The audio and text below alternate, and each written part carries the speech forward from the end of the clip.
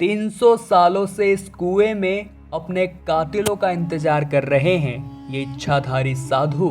इस घटना का रहस्य जानकर आपके भी होश उड़ जाएंगे, जिसकी शुरुआत करने से पहले सभी लोग श्रद्धा से कमेंट बॉक्स में हर हर महादेव जरूर लिखे।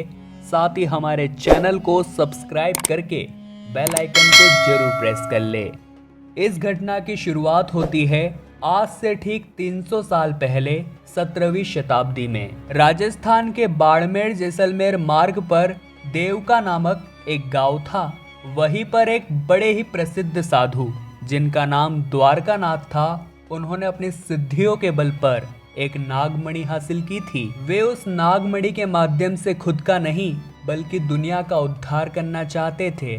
परंतु कुछ ही दिनों में उस नागमणि की खबर डाकू मंगल सिंह तक पहुंच गई और उसने उन साधु महाराज से उस नागमणि को हथियाने की योजना बनाई। एक दिन जब वो साधु महाराज देवका गांव में कुएं के पास बैठे हुए थे, तभी वहां पर डाकू मंगल सिंह आया और उनसे नागमणि छीनने की कोशिश करने लगा।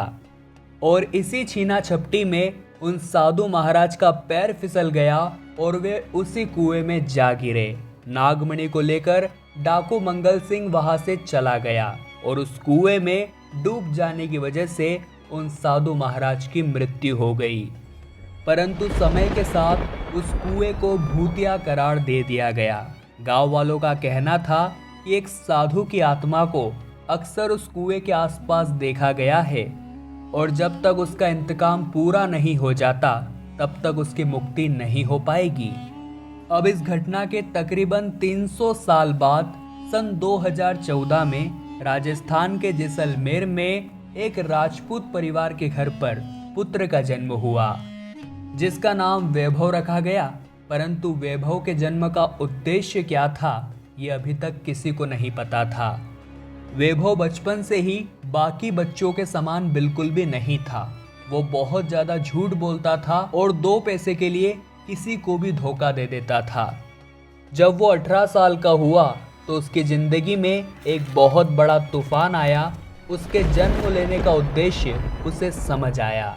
दरअसल एक दिन वैभव अपने घर की सीढ़ियों से नीचे आ गिरा, जिसके कारण उसके माथे पर बहुत गंभीर चोट आई। उसके परिवार वाले उसे हॉस्पिटल ले गए। होश में आने के बाद उसने सभी को एक ऐसे राज के बारे में बताया जिसने सभी के होश उड़ा दिए।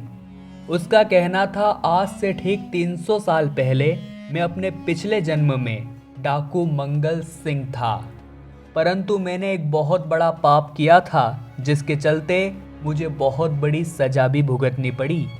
मैंने एक साधु महाराज से उनकी नागमणि हत्या कर उन्हें कुएं में धक्का देकर उनकी हत्या कर दी थी। मुझे ऐसा लग रहा था उस नागमणि को पाने के बाद मैं जिंदगी में हर चीज पालूंगा, परंतु उसे हत्याने के बाद तो मेरी जिंदगी पूरी तरह से बर्बाद हो गई। चारों ओर से बहुत तकलीफें ही तकलीफें आ रही थी और उसके बाद एक गंभीर बीमारी ने मुझे ग्रसित कर लिया, जिसके कारण मेरी मृत्यु हो गई। मृत्यु से पहले उस नागमणि को मैंने देवका गांव के एक सुरक्षित स्थान पर छुपा दिया था, परंतु अब समय आ चुका है उन साधु महाराज को उनकी नागमणि लौटाने का।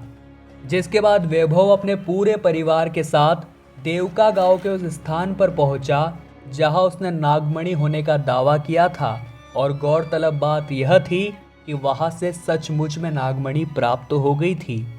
एक और हैरान करने वाली बात यह थी कि वैभव उस कुएं के पास भी अपने आप ही पहुंच गया था जहां से उसने उन साधु महाराज को धक्का दिया था। वहां पहुंचने के बाद वैभव ने उन इच्छाधारी साधु महाराज से प्रार्थना करी कि पिछले जन्म में मुझसे बहुत बड़ा पाप हो गया था। आज मैं वही नागमणि पुनः जन्म लेकर आपको लौटाने आया हूँ ताकि आपकी मुक्ति हो सके। जिसके बाद वैभव ने उस नागमणि को उस कुएं के अंदर फेंक दिया और 300 साल से वे इच्छाधारी साधु जो अपने कातिल का इंतजार कर रहे थे, वैभव के पुनर्जन्म के रूप में उनकी भी मुक्ति हो गई। इस घटना को लेकर दोस्तों आपके क्या विचार है, हमें नीचे कमेंट बॉक्स में जरूर बताइएगा। साथ ही वीडियो को लाइक करें और चैनल को अभी के अभी सब्सक्राइब करके बेल आइकन को प्रेस करना न भूलें ताकि आपको हमेशा ऐसी घटनाएं देखने को मिलती रहें। अभी के लिए आप सभी दर्शकों को हर हर महादेव।